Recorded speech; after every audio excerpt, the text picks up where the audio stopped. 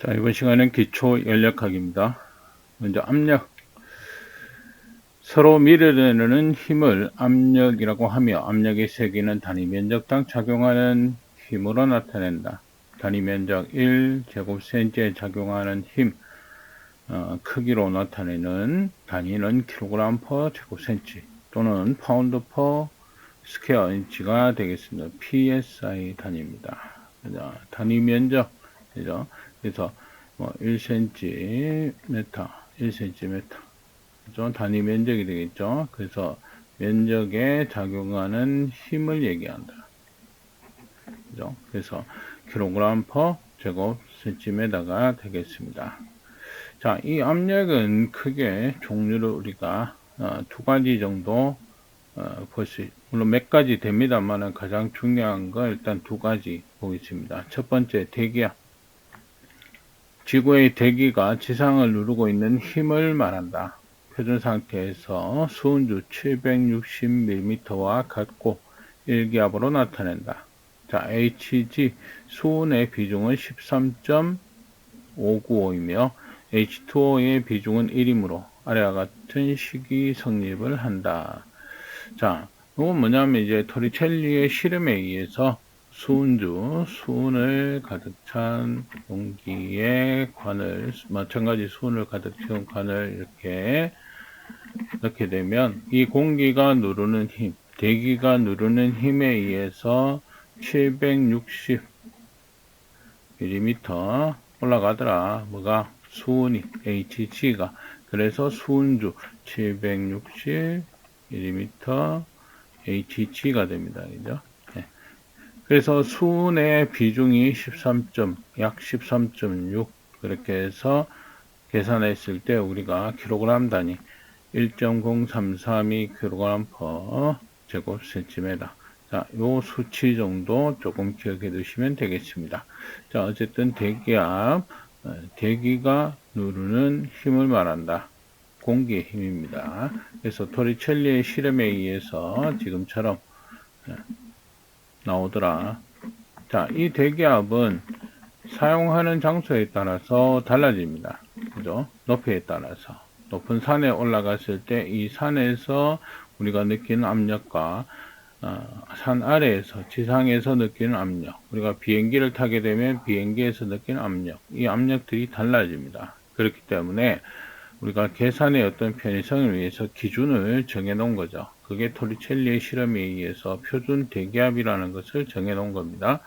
자, 1기압은 위도 45도 해면에서 0도시 760mmHg가 0도시 1기압 상태가 되겠죠. 그죠? 760mmHg는 1atm, 1기압입니다. 자, 밑면에 가하는 압력에 해당하는 기압이다 해서 대기압 중에서도 표준이 되는 기압을 정해 놓은 겁니다. 자, 1atm은 1.0332kg, 760mmHg. 자, 그 다음에 파스칼 정도, 그 다음에 PSI 단위죠. 14.7 파운드 퍼 스퀘어 인치 PSI 단위입니다. 이 정도는 여러분들이 기억을 해 두셔야 됩니다. 그죠? 이건 당연히 알아야 되고, 자, 기준값들입니다. 그죠? 그런 것들은 여러분들이 아셔야 변환이나 단위 변환이나 이런 것들을 할 수가 있다는 겁니다. 자, 그 다음에 나오는 압력이 게이지 압력입니다. 게이지 압력. 표준 대기압을 0으로 해서 측정한 압력, 즉 압력계가 표시하는 압력이다. 그래서 압력에 우리가 단위를 나타낼 때 게이지 압력의 단위 뒤에 G가 붙으면 자, 이거는 게이지 압력이다. 이걸 나타내는 표시가 됩니다. 자, 표준 대기압을 0으로 해서 측정한 압력이다. 자, 지상에서 표준 대기압이 존재합니다. 대기압. 그죠? 대기압이 존재를 하고요. 대기압 이상 올라가는 압력. 자, 이것을 우리가 게이지 압력. 그래서 압력계로 표시하는 압력. 어떻게 보면 인위적인 압력이다. 이렇게 볼 수 있습니다. 그죠? 어떤 용기, 가스 용기나 어떤 기계장치 내부의 압력. 그죠? 그 압력을 우리가 게이지 압력이다. 그래서 대기압을 0으로 해서 측정합니다. 대기압보다 올라가는 압력. 그러면 반대도 있겠죠. 대기압에서 내려오는 압력. 자, 그것을 우리가 진공압 또는 진공도 뭐 이렇게 되어 있습니다. 대기압보다 낮은 압력, 진공도 또는 진공압력이라고 한다. 그래서 우리가 진공도의 단위는 버큐, V가 붙습니다. 그래서 대기압보다 낮은 압력, 대기압보다 낮은 압력을 우리가 진공압이다 이렇게 얘기한다. 그래서 대기압을 기준으로 해서 대기압을 0으로 기준으로 해서 위로 올라가는 거 게이지 압력이 되겠고, 거꾸로 내려오는 거 우리가 진공압이다 이렇게 얘기하고 있습니다. 자, 그 다음에 절대압이 되겠습니다. 아까처럼 완전 진공을 0으로 해서 측정한 압력이다. 그래서 우리가 자, 지표면이 있고 대기압이 존재하죠. 대기압. 그 다음에 어떤 게이지 압력, 그죠? 어떤 장치가 있다면, 그 다음에 거꾸로 내려오는 진공압이 있습니다. 그죠? 그러면 어떤 물체가 있으면 이 물체가 받는 전체 압력, 그것을 우리가 절대압이라고 합니다. 그죠? 그래서 대기압보다 높은 압력, 게이지 압력이 존재를 하면 대기압과 게이지압까지, 여기까지 압력이 우리가 존재를 하겠죠. 그래서 절대압의 계산 자체가 대기압 플러스 게이지 압력으로 나타낼 수가 있다. 그 다음에 거꾸로 진공으로 이렇게 내려왔을 때는 어떻게 됩니까? 여기까지 압력이 되겠죠. 그죠? 요 압력. 그 뭐냐? 대기압에서 진공압만큼 거꾸로 내려왔다. 그래서 절대압은 대기압 마이너스 진공압으로 계산할 수가 있습니다.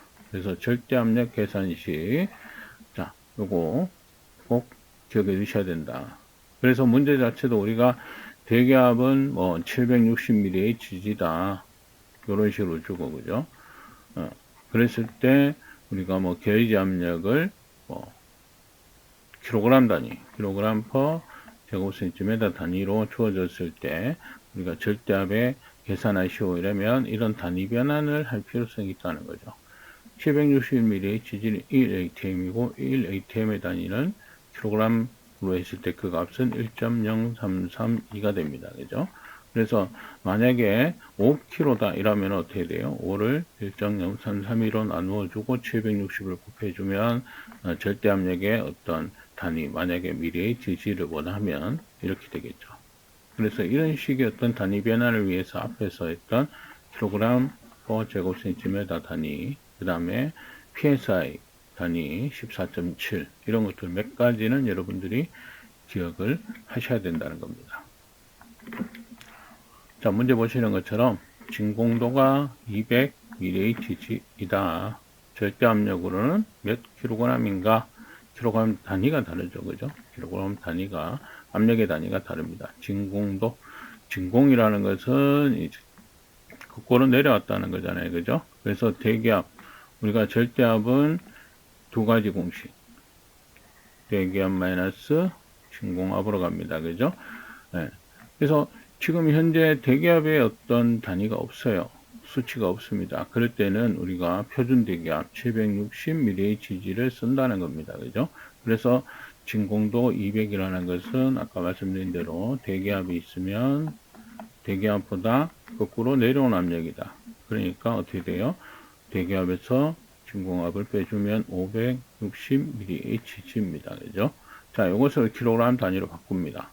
그죠? 761atm 1대 값입니다. 그죠? 근데 560이 존재를 하니까 곱하기 1.0332에서 0.761 그죠? 이런 식으로 계산을 해 주신다. 그래서 이거는 진공압일 때를 우리가 계산한 것이고, 지금처럼 대기압이 1.0332다. 계기 압력, 이 게이지 압력이죠. 10kg. 그러면 이게 단위가 동일하기 때문에 어떻게 돼요? 대기압은 게이지 압력 둘이 플러스 해주면 되죠. 네. 그래서 그냥 그대로 이렇게 단위가 같을 때는 두 개 그냥 더 해주고 답이 원하는 단위가 있으니까 그죠? 네. 그대로 계산하기가 편합니다. 근데 앞에처럼 단위 변환을 해야 될 경우가 있기 때문에 그 단위의 기본값들 여러분들이 알고 계셔야 된다는 겁니다.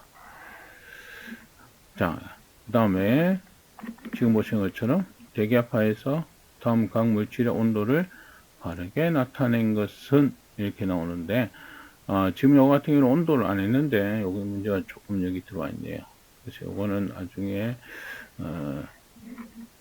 온도를 한번 보고 봐야 될 것 같습니다. 일단 뭐 바르게 나타낸 거, 자, 요 일단은 한번 봐두시고 뒤에 온도 설명을 듣고 다시 한번 넘어와서 보겠습니다. 자, 온도는 우리가 크게 두 가지, 마찬가지 섭씨 온도와 화씨 온도가 존재를 한다. 섭씨 온도란 표준 대기압에서 물의 어는 점, 빙점이 0이다 이거예요. 빙점을 0으로 하고 그 다음에 끓는 점을 100으로 한 겁니다. B점 100으로 한 거. 이 두 개 간에 뭐냐? 100등분한 거. 그죠? 이것을 우리가 섭씨 온도라고 한다. 화씨 온도는 마찬가지 빙점을 32라고 놓고 B점을 212. 그럼 이 사이는 180등분한 거. 자, 이것이 화씨가 됩니다. 그죠? 섭씨와 화씨. 그래서 이 두 개 온도 간의 상관관계 식이 존재를 하는데, 자, 이 식이 이제 어떻게 되느냐 하면, 100도씨, 100분의 도씨, 이꼬르, 180분의 화씨. 이렇게 되죠. 자, 이게 이꼬르가 되느냐? 안 됩니다. 왜? 일단 0하고 32, 이 32라는 수치가 일단 시작점에서 차이가 생겼기 때문에 되겠죠. 그래서 화씨에서 32를 빼준다. 그죠? 이렇게 해서 도시를 구할 때는 나누기 100이 넘어가서 곱하기 100인데, 그죠? 180분의 100인데 이걸 약분을 해서 9분의 5. 이게 이제 통상 사용을 하고요. 아니면 1.8분의 1로 하셔도 관계는 없다. 마찬가지 화씨를 구할 때는 180이 넘어와서 100분의 180, 5분의 9가 되고요. 그 다음에 마이너스 32가 넘어와서 플러스 32가 된다. 그죠? 그래서 이 두 개의 관계식이 나온 겁니다. 이렇게. 그래서 이 관계식을 외워주셔도 좋고, 이렇게 이 관계에 대해서, 그죠? 온도의 섭씨 온도와 화씨 온도의 어떤 정의 개념에서 이렇게 기억을 해두셔도 좋다. 그죠? 자, 그 다음에 절대 온도. 자연계에 존재하는 온도를 0으로 기준하는 온도이며 온도의 시점을 마이너스 273.16도로 한 온도이기도 하다. 또 K로 표시를 한다. 자, 이걸 우리가 켈빈 온도 이렇게 얘기합니다. 켈빈 온도. 자, 절대 온도. 자, 우리가 온도라는 것은 분자의 운동 에너지입니다. 자, 분자 운동 에너지가 0도씨 상태에서 1도씨 마이너스 1도씨, 그죠? 1도씨 변화할 때 분자 운동 에너지는 273분의 1씩 감소를 합니다. 감소를. 그렇게 해서 마이너스 273도씨가 되게 되면 분자 운동 에너지는 0이 됩니다. 자, 이때를 우리가 기준 온도로 잡은 겁니다. 이때를 온도의 시작점이다 이렇게 보고요. 이때를 0으로 잡은 겁니다. 근데 이것은 온도 단위 체계를 다르게 줘야 되기 때문에 자, 도시의 절대 온도, 켈빈 온도로 표시를 해주는 겁니다. 자, 그래서 지금 보시는 것처럼 절대 온도, 섭씨의 절대 온도, 켈빈 온도고요. K는 273 플러스 도씨가 이렇게 해서 나오는 공식이 되겠습니다. 273의 차이가 발생을 한다는 거죠. 네. 그래서 섭씨 온도에서 273을 더해주는 온도가 되겠습니다. 자, 화씨 온도도 마찬가지죠. 그런 식으로 해서 변화를 줬을 때 이때는 이제 화씨 온도도 마찬가지 랭킨 온도라는 단위 체계를 주고요. 460을 더해주면 됩니다. 그래서 우리가 앞에 문제를 봤을 때 지금 보시는 온도 문제, 자, 이런 문제를 봤을 때 지금 보시면 온도가 바르게 나타낸 거, 물의 동결점, 우리가 빙점은 0도씨죠. 0도씨인데 켈빈 온도로 하게 되면 플러스 273을 해줘야 됩니다. 마이너스가 붙기 때문에 틀린 내용이 된다는 거죠. 그죠? 마찬가지 여기서 보시는 것처럼 랭킨 온도로 하면 32에서 460을 더해주면 492가 되죠. 그 다음에 질소의 비등점 마이너스 196도, 산소는 마이너스 183도. 그래서 우리가 온도를 낮춰서 공기에서 질소와 산소를 분리할 때 액화를 시켜서 분리를 하는데 온도를 낮춥니다. 그러면 먼저 나오는 것이 뭐다? 산소가 먼저 나오겠죠. 그 다음에 질소가 나오고 이렇게 됩니다. 그죠? 그래서 요거는 조금 기억을 해 두셔야 될 필요성은 있다. 그 다음에 물의 동결점 32 화씨가 되겠죠. 그래서 답이 3번이 되는 것이 되겠습니다. 자, 랭킨 온도가 420 랭킨일 때, 421 때 섭씨 온도로 환산한 값으로 오른 것은, 자, 지금처럼 이제 뭐냐면 랭킨 온도를 화씨 온도로 바꾸고 화씨 온도를 섭씨 온도로 변환하는 두 단계를 거치는 겁니다. 자, 먼저 랭킨 온도에서 화씨 온도, 우리가 랭킨 온도는 화씨 플러스 460이다. 그러니까 화씨로 만들려 그러면 반대로 마이너스 460을 해주면 되겠죠. 그래서 마이너스 40 화씨 온도가 되고, 자, 이것을 섭씨 온도로 변환할 때 우리가 앞에서 C 9분의 5 곱하기 마이너스 40 마이너스 32. 자, 이렇게 해서 마이너스 40. 자, 이거는 되겠죠. 화씨와 섭씨가 같은 온도, 마이너스 40, 같은 수치의 숫자가 되는 두 개가 같은 숫자가 되는 거, 마이너스 40. 자, 요게 되겠습니다. 자, 어쨌든 우리가 두 단계를 이렇게 건너서 온도 계산하는 그런 문제가 되겠습니다.